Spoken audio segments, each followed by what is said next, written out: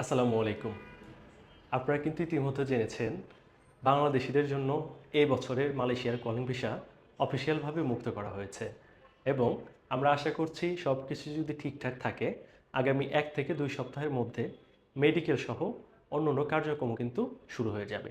এখন আপনারা যারা এবছর মালয়েশিয়ার কলিং ভিসা যেতে চাচ্ছেন, আপনাদের নিজেদের কিছু গুরুত্বপূর্ণ কাজ রয়েছে, যে কাজগুলো যদি আপনারা এখন থেকে সম্পূর্ণ করে রাখেন অথবা এই কাজগুলো যদি আপনি গুছিয়ে রাখেন, তাহলে মালয়েশিয়ার কলিং ভিসা পাওয়া কিন্তু আপনাদের জন্য অনেকটাই সহজ হয়ে যাবে।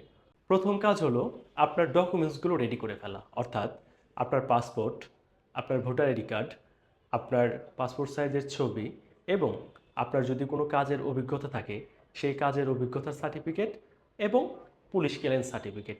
এই ডকুমেন্টসগুলো যদি আপনি এখন থেকে রেডি করে রাখেন, তাহলে কিন্তু কলিং ভিসার যখন কাজ শুরু হয়ে যাবে তখন কিন্তু প্রথম লটেই আপনি ফাইল জমা করতে পারবেন। দ্বিতীয় নাম্বারে যে কাজটি রয়েছে সেটা হলো আপনার বিএমইটি রেজিস্ট্রেশন কমপ্লিট করা এবং ৩ দিনের পিডিও যে ট্রেনিংটি রয়েছে এই ট্রেনিংটি কমপ্লিট করা। আপনারা কিন্তু ইতিমধ্যে জানেন এবছর মালয়েশিয়ার কলিং ভিসায় যারা মেডিকেল করবে, মেডিকেল করার আগে কিন্তু বিএমইটি রেজিস্ট্রেশন এবং পিডিও ট্রেনিংটি সম্পন্ন করা বাধ্যতামূলক করা হয়েছে।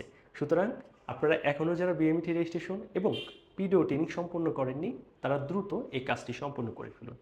আপনি নতুন নিয়মে বিএমইটি রেজিস্ট্রেশন এবং পিডিও ট্রেনিং কীভাবে করবেন এই নিয়ে আমাদের আগে কিছু ভিডিও আপলোড করা আছে, আপনারা চাইলে সেই ভিডিওগুলো দেখে নিতে পারেন।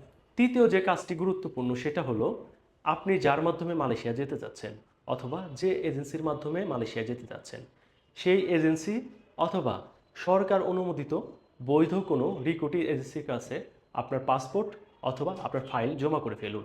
কারণ এবছর কিন্তু ১০ থেকে ১৫ লক্ষ মানুষ এই মালয়েশিয়া কলিং ভিসার জন্য আবেদন করবে, কিন্তু এর মধ্যে যাদের ডকুমেন্টস আগে জমা করা হবে এবং যাদের ডকুমেন্টস আগে রেডি থাকবে তারাই কিন্তু যেতে পারবে।